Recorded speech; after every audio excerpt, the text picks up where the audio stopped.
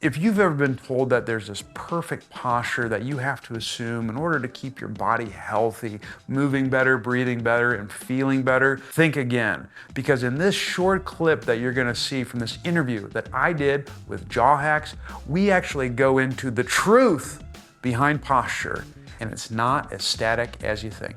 The cool thing about the movement system is the risk of harm when doing movement-based interventions is significantly lower than anything you do structurally.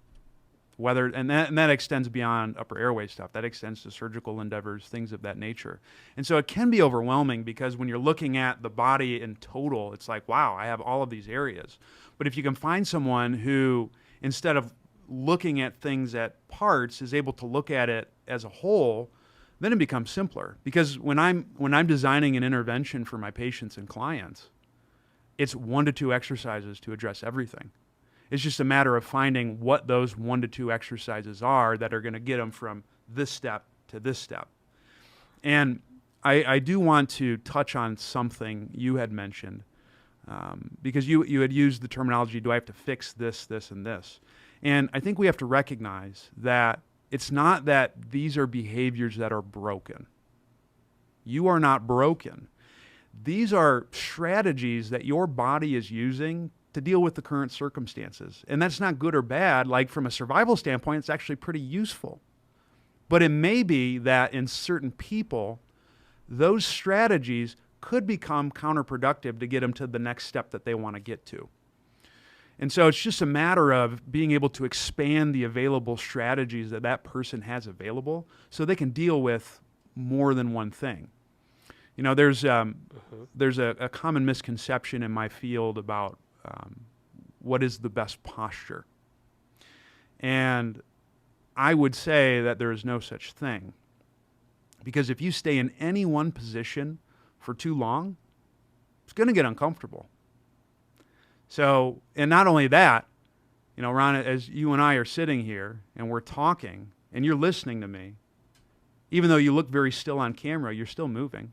You're still breathing in and out throughout this whole process. You are. But even if we look more microscopic than that, you're taking breaths of air in and out. Guess what? Your rib cage has to move to a certain extent. Your guts have to move to a certain extent to do that. Your blood is circulating, so there's movement going on there, and that's going to change, you know, muscular tension or relaxation in a variety of areas. You're digesting. That's movement. So we're always moving, and it's just a matter of being able to increase the extent of what's available to us movement-wise that can lead to favorable changes. And I would argue that's all that we're doing when it comes to things in the upper airway. Is we're just expanding the available options that someone has. So for example, if someone doesn't have enough room to put their tongue on the roof of the mouth, well, they really only have one strategy, and that's for the tongue to be in a low resting position. Well, if I can create space for the tongue to go other places, well, now I've increased the amount of things that my tongue can do, and that can lead to favorable improvements in the airway. So it's not that we're trying to create static things, because we're not static creatures. And that's a short snippet of the entire 2-hour interview where we talk about posture, movement, breathing, upper airway, looks, and so much more. If you want to check out the full interview, which I strongly encourage you to do so, you can go ahead and click this button right here and you'll get brought right to it.